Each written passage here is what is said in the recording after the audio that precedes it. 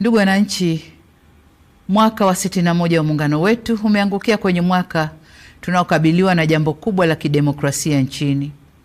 Tutafanya uchaguzi wa kuwachagua rais wa Jamhuri ya Muungano wa Tanzania na rais wa Zanzibar na mwenyekiti wa Baraza la Mapinduzi, wabunge wa Bunge la Jamhuri ya Muungano wa Tanzania na wajumbe wa Baraza la Wawakilishi pamoja na madiwani. Ni matumaini yangu kuwa tutaendelea kudumisha sifa ya nchi yetu kuwa ni kitovu cha amani na nchi ya kidemokrasia iliyojengeka juu ya misingi ya uhuru na haki. Serikali imejipanga kuhakikisha kuwa mahitaji yote ya Tume Huru ya Taifa ya Uchaguzi yanapatikana kwa ukamilifu na kwa wakati. Aidha, tutafanya kila tuwezalo kuhakikisha kuwa uchaguzi unafanyika kwenye mazingira ya utulivu na amani katika kipindi chote cha matayarisho hadi wakati wa uchaguzi ili kuwa na uchaguzi huru na wa haki.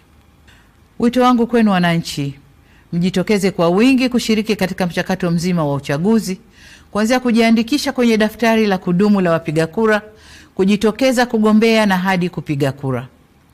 Niwatake viongozi, wanachama na wafuasi wa vyama vya siasa tuzingatie taratibu na sheria za nchi.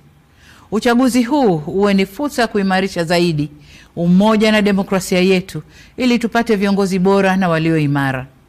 Kamwe tusiruhusu uchaguzi huu kuwa chanzo cha migogoro, chuki, mivutano na uvunjifu wa amani ndani ya vyama, baina ya vyama au nchini kwa ujumla.